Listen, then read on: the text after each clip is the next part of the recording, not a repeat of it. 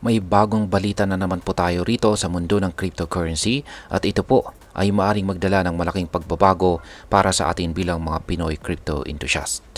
Yan, ito po ay tungkol sa Pi Network or Picoin.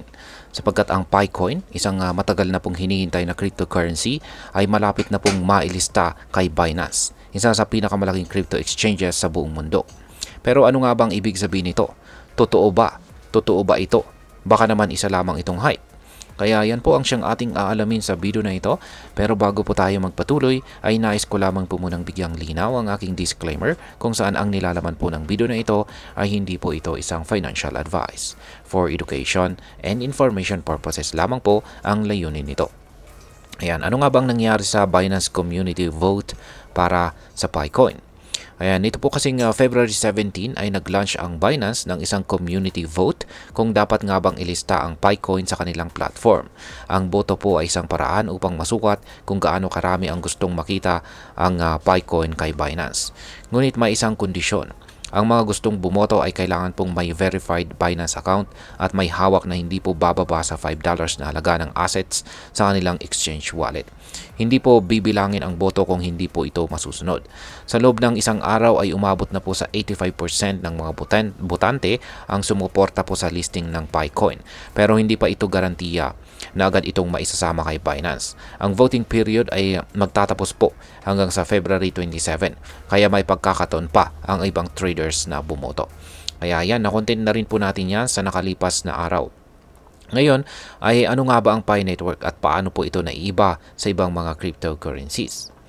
Ayan, ang Pi Network ay inilunsad po or inilaunch noong March 14, 2019. Kaya mga ilang taon na rin ang nakalipas at ang layunin po nito ay gawing mas accessible ang cryptocurrency para sa mga ordinaryong tao. Kung ikukumpara po si Bitcoin sa iba pang mga cryptos na nangangailangan ng malalakas na mining rigs, ang Picoin ay maaring mamina gamit lamang ang smartphone. Dahil dito ay marami pong tao ang naakit sa Pi Network at naging bahagi ng ecosystem nito.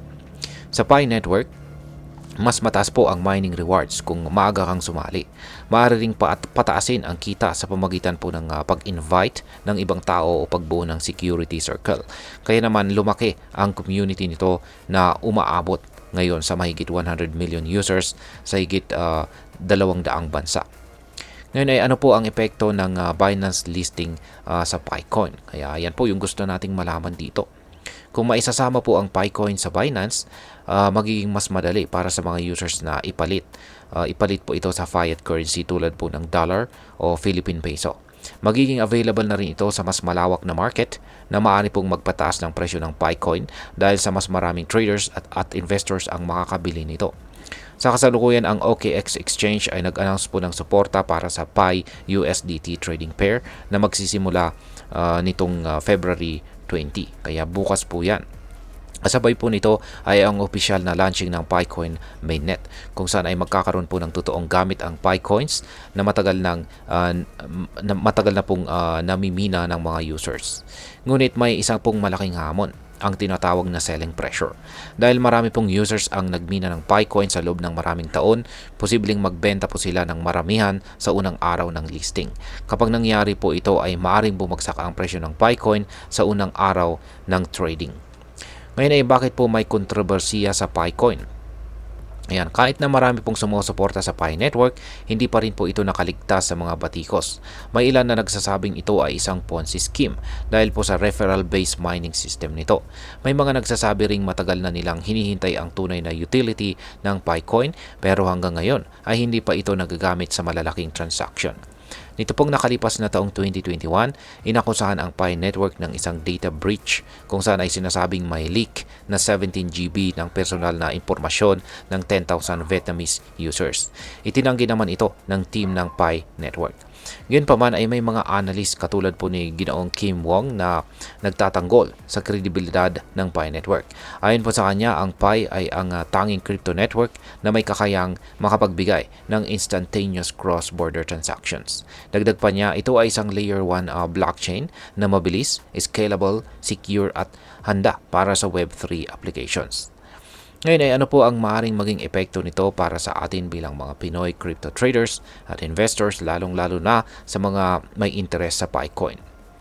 Ayan, kung maisasama po ang Picoin kay Binance, maaaring tumaas ang demand at presyo nito sa market.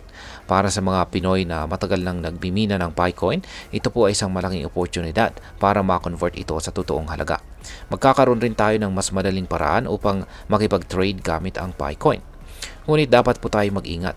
Hindi pa rin po sigurado kung paano ang magiging galaw ng presyo sa market.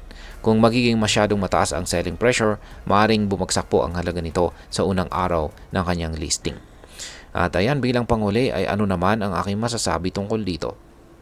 Ayan, sa isang banda, exciting ito dahil maaari nang ma-monetize ang Picoins na matagal na pong naka-hold sa mga wallets ng mga users.